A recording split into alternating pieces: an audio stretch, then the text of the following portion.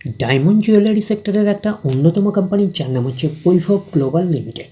বৈভব global লিমিটেডের হচ্ছে quarter 3 result out হয়ে গেছে। কোয়ার্টার 3 রেজাল্টের পারফরমেন্স কী টাইপের দিয়েছে বৈভব গ্লোবাল, সেটাকে নিয়ে আমরা অ্যানালিসিস করব। তো আগে আমরা দেখে নেব যে কোম্পানি ডিভিডেন্ড ডিক্লেয়ার করেছে নাকি, এটাকে আগে আমরা ফার্স্ট দেখে নেব। তো কোম্পানি হচ্ছে ডিক্লেয়ার ইন্ট্রিম ডিভিডেন্ড হচ্ছে 1.5 টাকা করে কিন্তু ইন্ট্রিম ডিভিডেন্ড ডিক্লেয়ার করেছে। তো ইন্ট্রিম ডিভিডেন্ডের ক্ষেত্রে কিন্তু শেয়ার হোল্ডারদের অ্যাপ্রুভালের প্রয়োজন হয় না, এইটুকুনি মাথায় রাখবেন। এইবারে আমরা চলে যাচ্ছি কোম্পানিটার হচ্ছে কোয়ার্টার 3 রেজাল্টে। দেখব যে কোয়ার্টার 3 রেজাল্টের পারফরমেন্স কী টাইপের দিয়েছে। তো আগে ফার্স্ট দেখে নেব যে সিকোয়েন্সগুলো ঠিকঠাকভাবে সাজানো রয়েছে নাকি, এটাকে আগে আমরা ফার্স্ট দেখে নেব। এটা হচ্ছে এই কোয়ার্টার মিনস হচ্ছে কোয়ার্টার 3, এটা প্রিভিয়াস কোয়ার্টার, আর এটা হচ্ছে 1 বছর আগে। তাহলে সিকোয়েন্সগুলো ঠিকঠাকভাবে সাজানো রয়েছে আমরা এইটুকুনি বলতেই পারি। এইবারে আমরা দেখে নিই যে অ্যামাউন্টগুলো কিসে দিয়েছে। অ্যামাউন্টগুলো হচ্ছে ল্যাক্সে দিয়েছে অ্যামাউন্টগুলো। এইবারে আমরা চলে যাব কোম্পানিটার হচ্ছে টোটাল ইনকামে।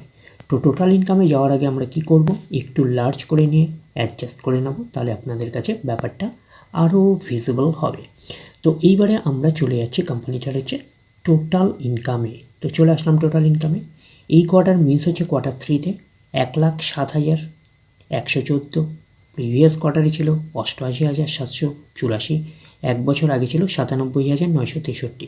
তাহলে 1 বছর আগে 97,663টা 97,963টা এখন কত হয়ে গেছে 1,07,114। তাহলে আমরা বলবো ইয়ার অন ইয়ার বেসিস কিন্তু জাম্প রয়েছে টোটাল ইনকামে। প্রিভিয়াস কোয়ার্টারে ছিল কত 88,784, সেটা হয়ে গেল এই কোয়ার্টার মিনস হচ্ছে কোয়ার্টার 3-তে হয়ে গেল 1,07,114। তাহলে আমরা বলবো কোয়ার্টার অন কোয়ার্টার বেসিসও কিন্তু জাম্প রয়েছে টোটাল ইনকামে। তো ন্যাচারাল ব্যাপার আমরা জানি যে ইনকাম করতে গেলে কোম্পানিকে এক্সপেন্সেস করতেই হবে। তো এখন দেখার বিষয়ে কোম্পানিটা ইনকাম করতে গিয়ে কতটা এক্সপেন্সেস করেছে। তো আমরা চলে আসলাম টোটাল এক্সপেন্সেসে। এই কোয়ার্টার মিস হচ্ছে কোয়ার্টার 3-তে 95,927। প্রিভিয়াস কোয়ার্টারে ছিল কত 82,759, এবং 1 বছর আগে ছিল কত 89,742। তাহলে 1 বছর আগের 89,742টা এখন কত হয়ে গেছে 95,927। তাহলে আমরা বলবো ইয়ার অন ইয়ার বেসিস কিন্তু জাম্প রয়েছে টোটাল এক্সপেন্সেসে। প্রিভিয়াস কোয়ার্টারে ছিল কত 82,759, সেটা হয়ে গেল এই কোয়ার্টার মিনস হচ্ছে কোয়ার্টার 3-তে হয়ে গেল 95,927।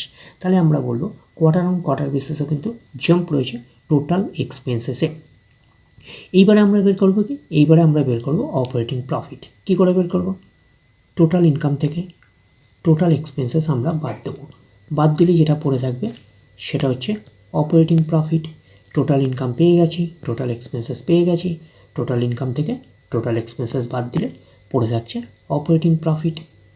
অর্থাৎ আপনারা বলতে পারেন প্রফিট বিফোর ট্যাক্স, এটাকে আমরা অপারেটিং প্রফিট বলতে পারি। এই কোয়ার্টার মিনস হচ্ছে কোয়ার্টার 3-তে 11,187। প্রিভিয়াস কোয়ার্টারে ছিল কত 6,024। 1 বছর আগে ছিল 8,220। তাহলে 1 বছর আগের 8,220টা এখন কত হয়ে গেছে 11,187। তাহলে আমরা বলবো ইয়ার অন ইয়ার বেসিস কিন্তু জাম্প রয়েছে অপারেটিং প্রফিটে। প্রিভিয়াস কোয়ার্টারে ছিল কত 6,024, সেটা হয়ে গেল এই কোয়ার্টার মিনস হচ্ছে কোয়ার্টার 3-তে হয়ে গেল 11,187। তাহলে আমরা বলবো কোয়ার্টার অন কোয়ার্টার বেসিসে কিন্তু জাম্প রয়েছে অপারেটিং প্রফিটে। তাহলে অপারেটিং প্রফিটটাই নিশ্চয়ই কোম্পানির মেইন প্রফিট নয়। তারপরে বিভিন্ন অ্যাডজাস্টমেন্ট থাকলে সেগুলো প্লাস মাইনাস হবে, গভর্নমেন্টকে ট্যাক্স পে করতে হবে, গভর্নমেন্টকে ট্যাক্স পে করার পরে কোম্পানির কাছে যেটা পড়ে থাকবে সেটা কোম্পানির ফাইনাল প্রফিট বা নেট প্রফিট হিসাবে আমরা কনসিডার করতেই পারি। প্রফিট ফর দ্য পিরিয়ড, এটাকেই নেট প্রফিট বলতে পারি, এটাকেই আমরা ফাইনাল প্রফিট বলতে পারি। এই কোয়ার্টার মিনস হচ্ছে কোয়ার্টার 3-তে 8,980, প্রিভিয়াস কোয়ার্টারে ছিল 4,755, এবং 1 বছর আগে ছিল কত 6,382। তাহলে 1 বছর আগে 6,382টা এখন কত হয়ে গেছে 8,980। তাহলে আমরা বলবো ইয়ার অন ইয়ার বেসিস কিন্তু ম্যাসিভ জাম্প রয়েছে নেট প্রফিটে। প্রিভিয়াস কোয়ার্টারে ছিল কত 4,755, সেটা হয়ে গেল এই কোয়ার্টার মিনস হচ্ছে কোয়ার্টার 3-তে হয়ে গেল 8,980। তাহলে আমরা বলবো কোয়ার্টার অন কোয়ার্টার বেসিসে কিন্তু ম্যাসিভ জাম্প রয়েছে নেট প্রফিটে। এইবারে আমরা চলে যাব কোম্পানিটার হচ্ছে ইপিএসে অর্থাৎ আর্নিং পার শেয়ারে। দেখবো যে ইপিএসের অবস্থান কীরকম রয়েছে। তো চলে আসলাম ইপিএসে।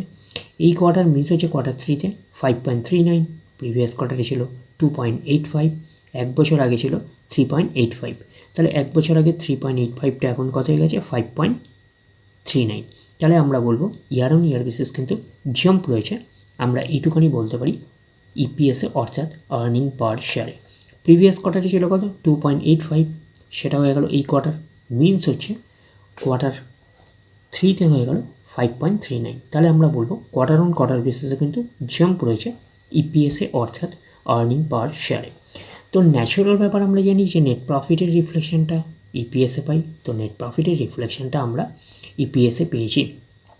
তো ওভারঅল কনক্লুশন হিসাবে আমরা কি বলতে পারি যে নেট প্রফিটে বলতে পারি ইয়ার অন ইয়ার বেসিস এবং কোয়ার্টার অন কোয়ার্টার বেসিস দুটোতেই কিন্তু ম্যাসিভ জাম্প রয়েছে, আমরা এটুখানি বলতে পারি। তাহলে ওভারঅল কনক্লুশনে বলতে পারি যে বৈভব গ্লোবাল লিমিটেডের হচ্ছে কোয়ার্টার 3 রেজাল্ট আমরা বলতে পারি আউটস্ট্যান্ডিং টাইপের পারফরমেন্স করেছে, আমরা কিন্তু এইটুখানি বলতেই পারি। তাহলে ওভারঅল ভিউটা আপনাদের কাছে ক্লিয়ার। তাহলে এই অবধি, নেক্সট ভিডিওতে আবার আপনাদের সাথে আমার দেখা হচ্ছে। ধন্যবাদ।